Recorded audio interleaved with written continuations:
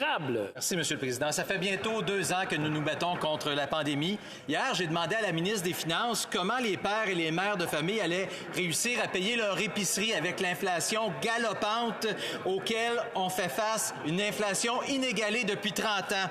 La seule réponse que j'ai eue, M. le Président, c'est « l'inflation est pire ailleurs que chez nous ». Ça met pas du beurre puis du pain sur les tables des familles canadiennes, ça, M. le Président. Je réessaie aujourd'hui avec le premier ministre. Tout coûte plus cher. Jusqu'où va-t-il tolérer que les Canadiens s'appauvrissent?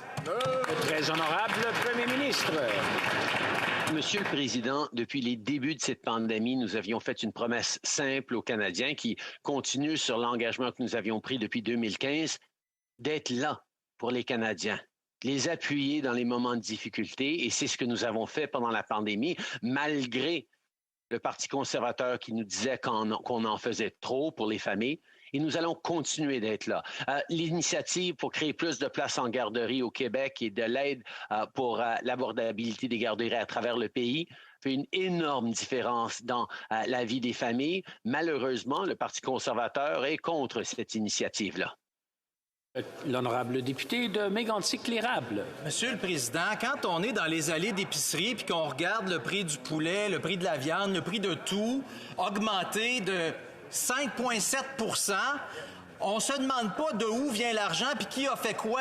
On se demande comment est-ce qu'on va faire pour payer quand on va arriver à la caisse. Est-ce qu'on va être obligé de laisser des choses de côté parce que le chiffre qui va être sur la caisse enregistreuse va être plus élevé que ce qu'on a dans nos poches pour payer, Monsieur le Président. C'est ça que les familles s'inquiètent, Monsieur le Président. Puis quand on apprend que la demande dans les banques alimentaires a augmenté de 10 à 15 %, pas pour des gens sans emploi, pour des travailleurs, Monsieur le Président, on se demande jusqu'où ce gouvernement-là va laisser s'appauvrir les Canadiens. Très honorable Premier ministre. Monsieur le Président, depuis les débuts de cette pandémie, nous avions compris que la meilleure chose à faire, c'est d'être là pour les Canadiens. Et c'est exactement ce qu'on a fait. Pas seulement pour contrer la crise de santé et sauver des vies, mais aussi pour s'assurer que notre économie reprenne rapidement à travers et après cette pandémie. C'est ce que nous avons fait et c'est ce qu'on est en train de voir avec une reprise économique extrêmement forte. On a un retour de plus de jobs au Canada qu'on voit dans d'autres pays comme les États-Unis. Nous allons continuer d'être là pour aider les familles, y compris dans cette crise du coût de la vie et de l'abordabilité. Nous allons continuer. Député de Mégantic-L'Érable. Monsieur le Président, les seuls gagnants de cette inflation galopante, c'est les gouvernements, Monsieur le Président, parce que si tout coûte plus cher, les gens payent plus de taxes, Monsieur le Président. C'est ça, la réalité. Monsieur le Président, si l'économie va si bien, comme vient de le dire le premier ministre, pourquoi des pères et des mères de famille arrivent pas? Pourquoi ils ont des choix difficiles à faire quand vient le temps de nourrir leur famille, Monsieur le Président? La question qu'on se pose en ce moment, Monsieur le Président, à quel moment le premier ministre va-t-il réagir et réaliser que l'inflation nuit aux familles? À 5 %, à 6 % à 7 % à 8 % à 9 % à 10 % à 11 %? Le très honorable Premier ministre.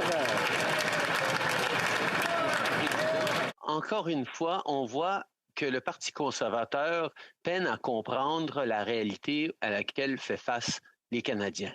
On est dans une pandémie mondiale qui a énormément d'impact sur le coût de la vie, sur les chaînes d'approvisionnement et oui, sur l'inflation. Et la meilleure façon d'en finir, défi-là, c'est d'en finir ou de minimiser cette pandémie. Et la meilleure façon de faire cela, c'est par la vaccination.